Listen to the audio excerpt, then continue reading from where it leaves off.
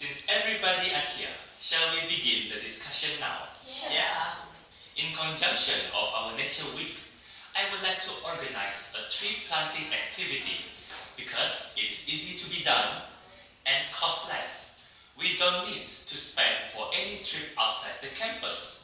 Furthermore, we can enhance the environment of our own campus with green lush trees as well as having a better campus landscape in the future.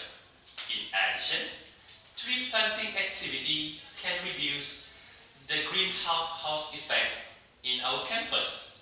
Just imagine one tree per student being planted throughout the campus. We soon are going to have a cooler and greener environment which not only benefits us but the future generations in the campus too. What do you guys think about my idea? I totally agree with you, Alex. They are the natural habitat of the animals and birds as well as many endangered species. Planting trees means more woods and paper products which can be easily recycled. They also can reduce global warming. Trees cool the streets and the city.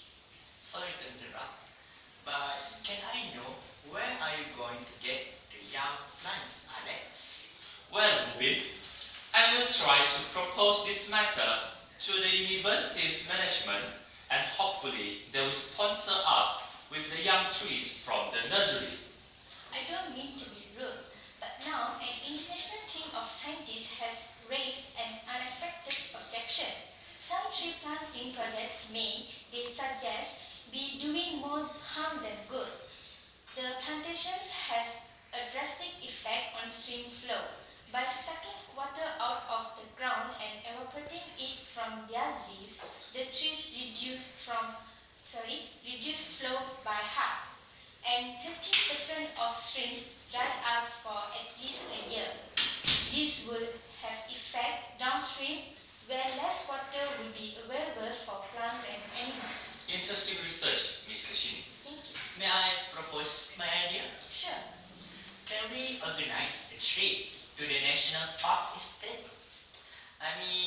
I choose National Park of Mulu as the scenery is very breathtaking.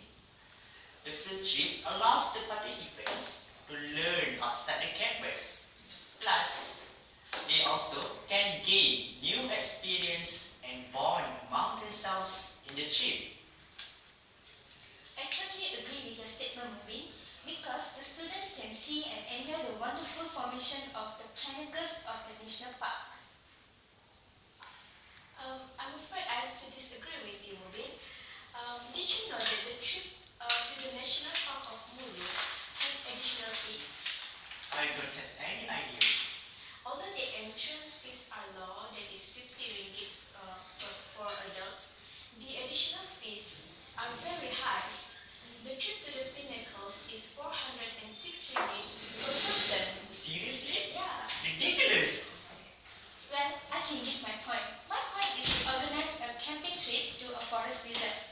Students will admire and appreciate the nature of the forest. It can bring a good vibe to them on saving the nature. Generally held, participants leave developed areas to spend time outdoors in more nature ones in pursuit of activities providing them enjoyment. Let's not forget the most obvious benefit of camping. One will spend a lot of time performing physical activities. That person can burn more calories and also perform cardiovascular exercise that will keep our heart and lungs healthy. Excuse me, Ms. Kashini, Yes. but I am not quite clear about the exact location for the camping trip. Oh, let me explain. The place is Bako Forest Reserve at Sarawak. I see. Oh, Bako. Yes, I totally agree with your idea, Kashini. Camping trip to a forest reserve will be an exciting activity to be done. This activity will create a bonding between the students as they learn about the flora and fauna that exist in our nature. May I interfere? I'm afraid I have to disagree with you, Miss Keshini.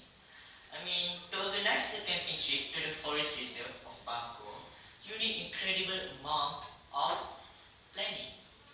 You see, you must figure out the transportation issues, food, and even the alternate plans in case of emergency. I would like to organize a recycling day on the Nature Week. Yeah, recycling is one of the best way for us to have a positive impact on the world in which we live. Recycling is very important as waste has a huge impact on the natural environment.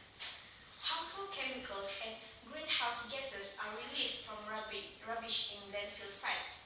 Hence, recycle helps to reduce the pollution caused by waste. Huge amounts of energy are used when making products from raw materials. But recycling requires much less energy and therefore helps to preserve natural resources. Recycling your waste makes you more responsible in the way you use and dispose of it. It is evident from studies that people who do this instinctively cut down on buying unwanted things from the supermarket. As a result, people end up saving a considerable amount of money while also saving the planet. Sorry to interrupt, Atika, but what exactly the materials we can recycle? Easy, it is the waste materials that we use every day, like plastic bottles, tires, and newspapers, and many more. Okay, thank you. I have to disagree with you on that point, Ms. Atika.